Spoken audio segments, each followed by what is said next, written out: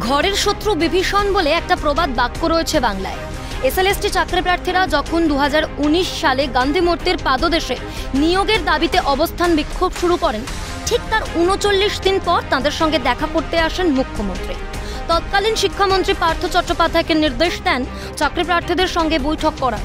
তবে সে সময় শিক্ষা দপ্তরে মুখ্যমন্ত্রীর নির্দেশের পর যে কমিটি ঠিক হয়েছিল, গন্ডগোলের আরেক সূত্রপাত হয়েছিল সেখান থেকেই। মুখ্যমন্ত্রীর নির্দেশে শিক্ষামন্ত্রীর গঠিত সেই কমিটিতে যুক্ত হয়েছিলেন 5 জন চাকরি প্রার্থী, যাদের মধ্যে 2 জন নবম ও দ্বাদশ শ্রেণীর এবং 3 জন একাদশ এবং দ্বাদশ শ্রেণীর। এই 3 জন হলেন তানিয়া শেঠ, অর্পিতা দাস এবং রাকেশ প্রামাণিক। তখন তাদের নেতৃত্বেই চলছিল এই আন্দোলন। আর তারপর এই মুহূর্তে আদালতের হস্তক্ষেপে এসএসসির যে চিত্রটা সামনে আসলো তা অবাক করার মতো। সূত্রের খবর, বুধবার এসএসসি নিয়োগ সংক্রান্ত সব তালিকা জমা দিয়েছে। আগেই আদালতে এসএসসির আইনজীবী স্বীকার করে নিয়েছিলেন নিয়োগের দুর্নীতির কথা, র্যাঙ্ক জাম্পিং এর কথা। এবার 39 জন শিক্ষক শিক্ষিকার নাম, যাদের চাকরি এখনো বহাল রয়েছে, এসএসসি প্রকাশ করলো সেই তালিকা। আর তাতেই দেখা গেল 2019-এ যে 3 জন এই মঞ্চ থেকে তৎকালীন শিক্ষামন্ত্রীর সঙ্গে বৈঠকে গেলেন, তাদের চাকরি হয়ে গেল আর বাকিরা রইল ব্রাত্যই।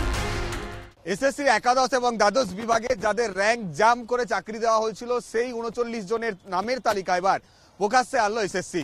গতকালকে হাইকোর্টে এসএসসি তরফ থেকে যে রিপোর্ট পেশ করা হয়েছে, সেখানে এই 39 জনের নামের তালিকায় 3টে নাম উল্লেখযোগ্যভাবে সামনে এসছে, যেটা হলো তানিয়া শেঠ, অর্পিতা দাস এবং রাকেশ প্রামাণিক। এই 3 জনই 2019 সালে যখন প্রেস ক্লাবের সামনে তারা আন্দোলনের নেতৃত্ব দিচ্ছিল, সেই সময় তাদের ধর্ণা এবং অনশন ভাঙার জন্য প্রেস ক্লাবের সামনে উপস্থিত হয়েছিলেন তৎকালীন শিক্ষামন্ত্রী পার্থ চট্টোপাধ্যায়কে সঙ্গে নিয়ে মুখ্যমন্ত্রী মমতা বন্দ্যোপাধ্যায়। আর ধর্ণা মঞ্চে থেকে মুখ্যমন্ত্রী মমতা বন্দ্যোপাধ্যায় সেই সমস্ত আন্দোলনকারীদের নিয়োগের জন্য একটি কমিটি গঠন করার নির্দেশ দিয়েছিলেন। আর পার্থ চট্টোপাধ্যায় সেই কমিটি গঠন করার সময় 5 জন চাকরি প্রার্থীকে সেই কমিটিতে রেখেছিলেন, যার মধ্যে 3 জন হচ্ছে একাদশ এবং দ্বাদশ বিভাগের চাকরি প্রার্থী এবং 2 জন ছিল নবম এবং দশম শ্রেণীর বিভাগের চাকরি প্রার্থী। এবং এই 3 জন যারা একাদশ এবং দ্বাদশ বিভাগের চাকরি প্রার্থী ছিলেন, সেই 3 জনকেও র্যাঙ্ক জাম করে চাকরি দেওয়া হয়েছিল। সুতরাং শিক্ষার নিয়োগের দুর্নীতি এলো প্রকাশ্যে। এদিকে এখনো যে চাকরি প্রার্থীরা 1012 দিন ধরে আন্দোলনে রত, তাঁরা উগরে দিচ্ছেন ক্ষোভ। বিশেষ করে ওই 3 জন যারা শিক্ষামন্ত্রীর বৈঠকের পর চাকরি পেয়ে গেলেন, তাদের নিয়ে তৈরি হচ্ছে নানা রকম জল্পনা। তাহলে কি আন্দোলনের নেতৃত্ব প্রদানকারী চাকরি প্রার্থীদের চাকরি পাইয়ে দিয়ে আন্দোলন ভেঙে দিতে চাইছিল সরকার? উঠছে সেই প্রশ্ন। ক্ষোভ উগরে দিচ্ছেন চাকরি প্রার্থীরা। বিশ্বাসঘাতকতা, মানে তারা সরকারের সাথে আলোচনায় তারাই যেত এবং গোপনীয়তা একটা কিন্তু থাকতোই।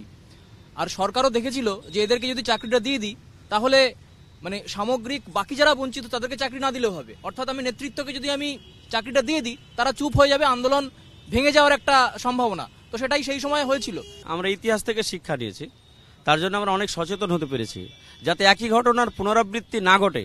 সেই কারণে আমরা উপযুক্ত আমাদের অভ্যন্তরীণ যে সাংগঠনিক শক্তি এবং সাংগঠনিক যে প্রক্রিয়া, সমস্ত কিছুকে উপযুক্তভাবে আমরা সাজিয়েই এই 1000 দিনের আন্দোলনকে আমরা পরিচালনা করে যাচ্ছি। তবে তারপর থেকে গোপন আর থাকেনি কিছুই। আদালতের হস্তক্ষেপে র্যাঙ্ক জাম্পিং এর চাকরির সব তথ্যই এসেছে প্রকাশ্যে। এখন দেখার এটাই, এভাবেই নিয়োগ দুর্নীতিতে আরো কত গভীর অন্যায়ের নজির দেখতে হয় রাজ্যবাসীকে। চাকরি প্রার্থীরা আবার নিজেদের মতো করে তারা আন্দোলন করছে, কিন্তু সেই দুর্নীতি, র্যাঙ্ক জাম করে চাকরি পাওয়া, এই সমস্ত আন্দোলনকারী চাকরি প্রার্থী যারা আজকে শিক্ষকতা করছেন বিভিন্ন জেলাতে, তাদের নাম সামনে আসার পরেই বিষয়টা স্পষ্ট। সরকারের সঙ্গে যোগসাজশ করে আন্দোলনকারী এক শ্রেণী চাকরি প্রার্থীরা তারা নিজেদের চাকরি বাগিয়েছিলেন, যার ফল ভুগতে হচ্ছে এই সমস্ত যোগ্য চাকরি প্রার্থীদের। আপাততভাবে সেই সমস্ত বিশ্বাসঘাতকতা করা চাকরি প্রার্থীরা যারা চাকরি পেয়েছেন, তাদের নাম সামনে আনলো এসএসসি।